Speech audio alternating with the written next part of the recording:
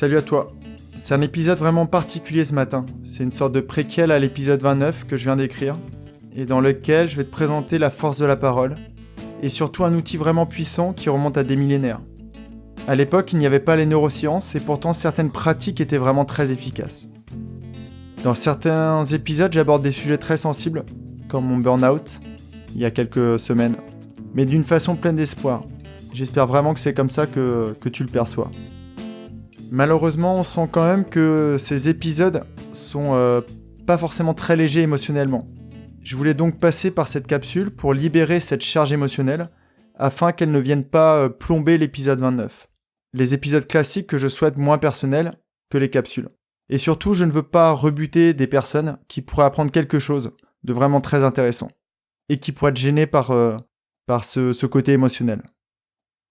La semaine prochaine, je vais donc te présenter un outil, une méthode que j'ai moi-même utilisée 2 fois l'été dernier, et je ne veux pas que ces 2 événements aient un impact négatif sur le ton ou le rythme de l'épisode. Mais je te rassure, cet outil peut être aussi utilisé pour d'autres événements moins compliqués que ceux que je vais te présenter là. Par exemple, il peut te permettre d'exprimer des regrets ou des remords vis-à-vis d'une situation à une personne. Je ne rentrerai pas dans le détail de la première situation, car en écrivant l'épisode 29, je me suis rendu compte qu'elle n'était pas encore complètement réglée, et qu'en plus, c'est un sujet qui est bien trop personnel pour être exposé.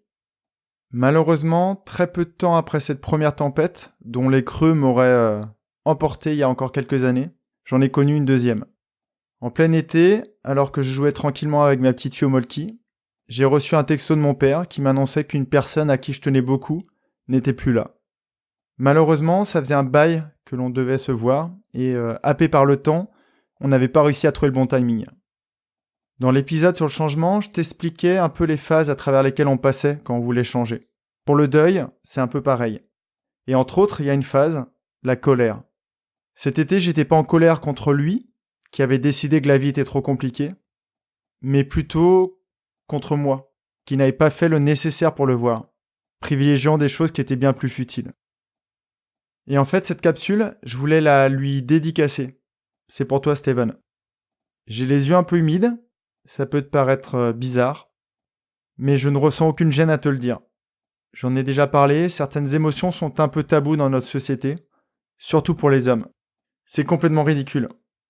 J'allais m'excuser de ce jugement, mais en fait, j'ai même pas envie de le faire. Comme je te l'ai dit, les capsules, c'est quelque chose de personnel. Donc là, je le dis dans cette capsule, c'est complètement ridicule. Et je ne comprendrai jamais en quoi le taux de testostérone devrait empêcher quelqu'un de pleurer. Je voulais pas rester très longtemps sur cette capsule, mais voilà, maintenant tu sais pourquoi la semaine prochaine, je pourrais te parler plus facilement de cette méthode, ou de ce concept, car je l'ai malheureusement éprouvé plusieurs fois. Et avec cette capsule, ça m'évitera de trop penser à ce que je viens de te raconter quand je réaliserai l'épisode. Et surtout, ça me montre aussi que ça vaut le coup de temps en temps de se faire des piqûres de rappel. Garde en tête tout le temps que le temps, encore une fois, c'est une ressource qui n'est pas renouvelable, et que si jamais tu as envie de voir quelqu'un, ou de lui dire quelque chose, fais-le tant qu'il est encore temps.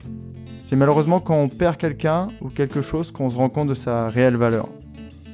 Je te promets pas que la semaine prochaine le ton sera hyper léger, mais en tout cas il sera bien moins lourd. En attendant le prochain épisode, je te souhaite un très bon week-end et prends bien soin de toi.